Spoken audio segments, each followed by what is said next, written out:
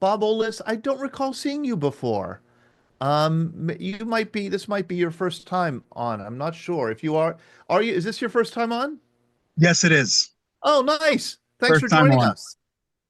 I've seen several pieces, and I've become very much a fan. So I appreciate it. Oh, very good. Are you a vet? I am, yes. Okay, can I try and guess what branch? Yeah. Well, I served in the Marine Corps initially from '87 to '95. Then I had a long break in service, and then in 2002 I wound up in coming back into the Army. Um, You did but not. the Army Reserve, yes. Why did you join the Army in 2002? And I know the answer, but I want to hear it. Well, I live in New York, so Yeah.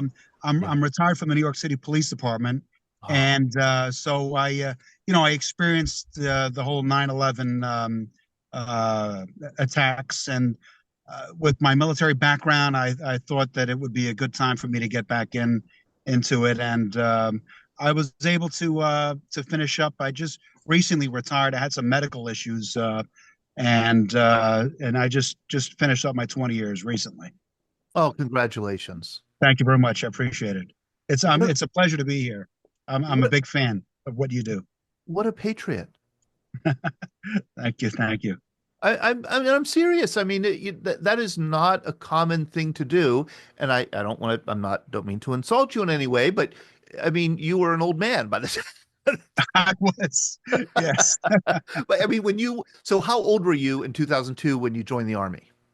Let's see. In 2002, I would have been 34, 35 at that point. Yeah. Okay.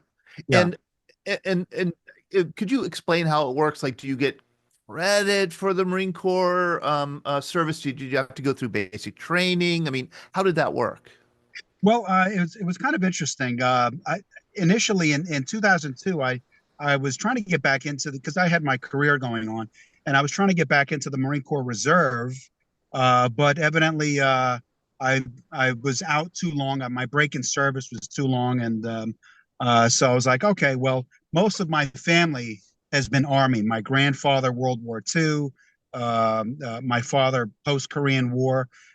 So I've always been very comfortable with our army, and that's what I did. Yeah, I was an infantryman in the Marine Corps. Then I went into the army as an infantryman as well. So you were an infantryman. So Yeah. where did the army send you?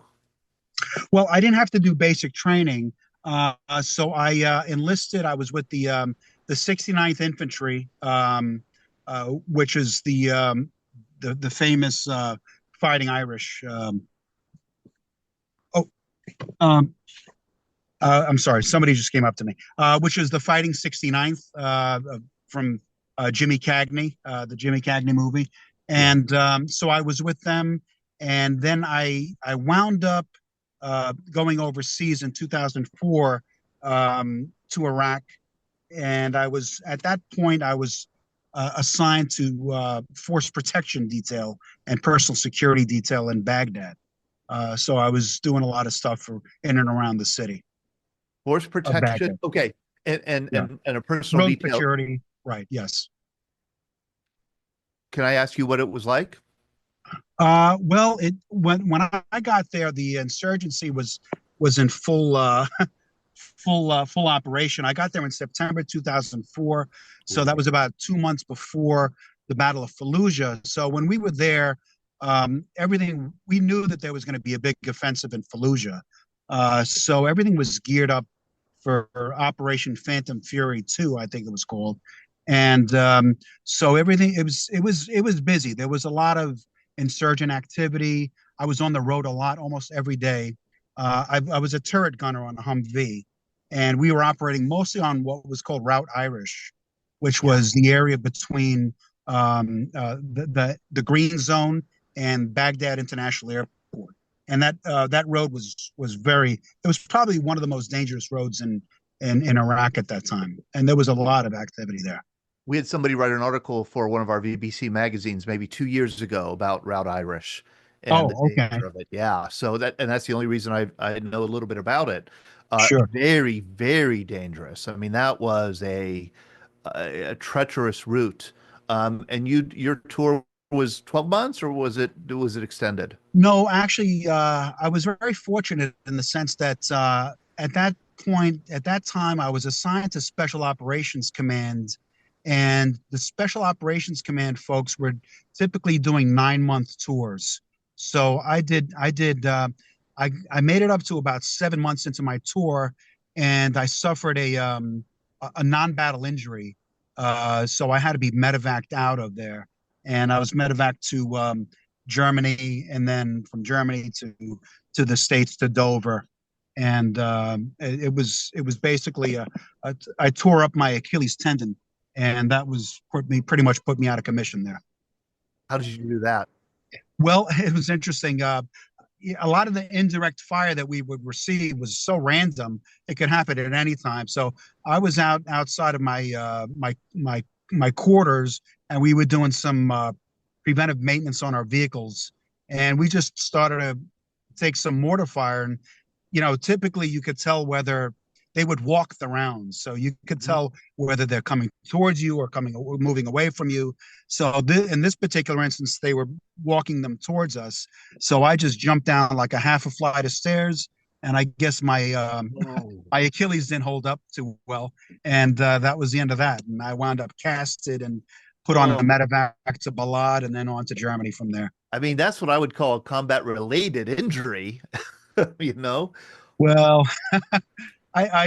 you know what it is. I saw so many wounded while I was there. I could never categorize myself as being combat related wounded. You see these guys, many of them much younger than myself, that are pretty bad shape, and I always say I had a non-battle injury. A non-battle injury, but it was definitely combat related. When you came home, and I know again, this is Bob Oles, Oles, Oles, Bob yeah. Oles, um, Marine turned Army, and I'm sure the Army just loves getting former Marines like you. Yeah. Uh, Sometimes. yeah, I'm sure they. um, and when you came home, did you talk much to your family about your experience there? It's funny because and maybe some of the veterans can relate to this. When you're in a war zone, you really look forward to coming home, and Yeah. you put that everything on such a pedestal. And I had difficulty coming home because first of all, I wasn't coming home with my team. I was being medically evacuated out by myself, and it wasn't that pleasant. I have to be honest with you. I had a lot of guilt involved because I felt like these guys were still out there on the road, dealing with all kinds of issues, and here I was back at Fort Bragg, North Carolina, and just it wasn't a very pleasant time. I have to say, I didn't feel better until they actually came home about 2 months later. Until they came home. I think a lot of our vets here could relate to that.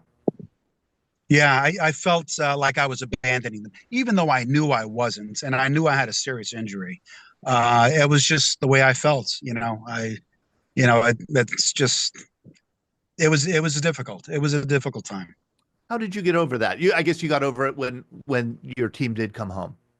Yes, that was a big relief for me.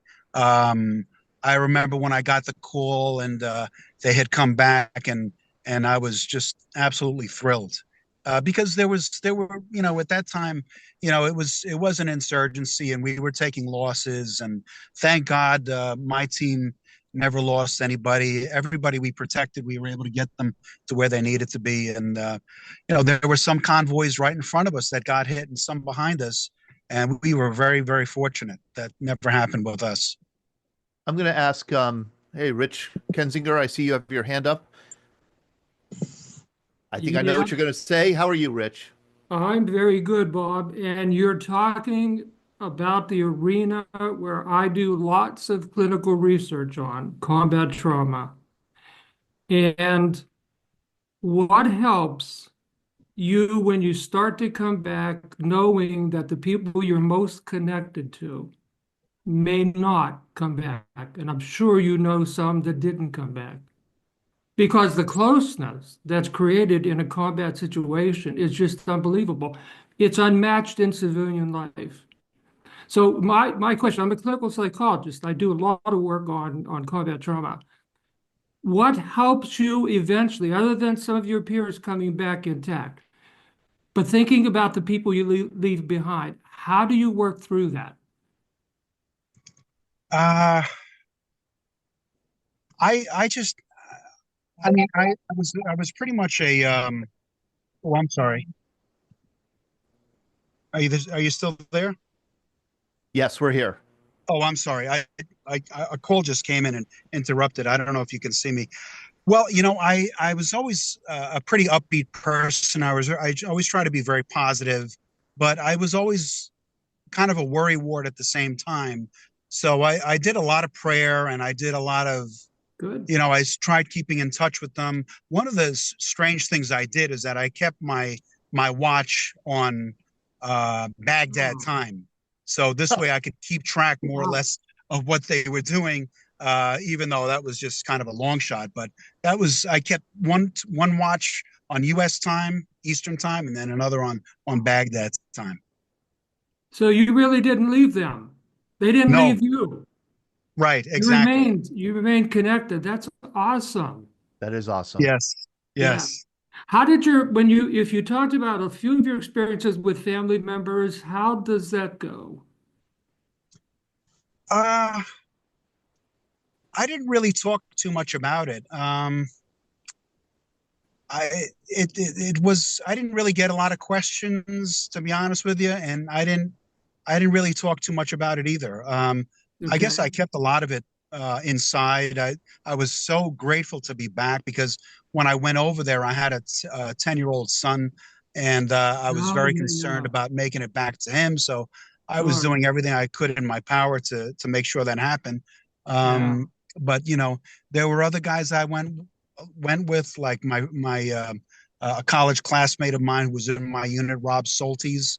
He was killed in a VBIED up in Mosul, and he had young children too. So Oh my. Yeah. Oh, it's just one of those things. Yeah. So you try to repress it, which is a way of trying to protect you. Does it leak out into your dreams on occasion? Because that It happens very frequently. Yes.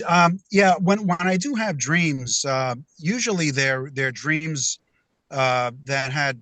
It's not like I'm getting specific dreams about things that actually happened. I feel like I would have a dream for with some kind of connection to my service, but they were never exactly as something that I've actually experienced. But Yeah. I knew that there was a connection of some sort. Yeah. Now, when you have these dreams, what happens is in our brain, one area is called the limbic brain. It's our emotional reacting area. hmm So, do Okay. you have leftover feelings and emotions of those dreams? Do you have emotions that are fairly strong? Because that's very, very common in people that I talk to about combat trauma. Very Right. common. It comes out in the dreams, and it's usually emotions, not Right. thoughts. Not yeah, Yeah, so sometimes it would last. I would wake up from it, and I would have a very strange, uneasy feeling yeah, for a short period while I was, awake, not too sure. far, into the day, and it would kind of dissipate. But I have to say, one thing that kind of surfaced was once I retired from the police department, which was in 2020. A lot of things because I wasn't as active, and I retired basically into the COVID era, Yeah, and I was not active at all because we were all in lockdown, and sure. a lot of things started to come to the surface. yep, I think because of my inactivity. yep. And Thank you Bob, so much. Thank you for being open about that. I appreciate it, and I'm glad you're Yes, here. thank you. It's great to be here. Thank you so much. And thank you, Rich, for asking those great questions. I mean, on the one hand, I feel like poor Bob, he just showed up. He didn't expect to get the third degree about his, I don't mind at all. It's great you to be know. with you But guys. on the other hand, there's such great questions. It's such an education. And I hear such strong echoes, Bob, in what you say of echoes of other veterans I've heard from other generations. So, for example, I remember very early on in the Veterans Breakfast Club when we had lots of predominantly World War II veterans, 2008, 2009, 2010.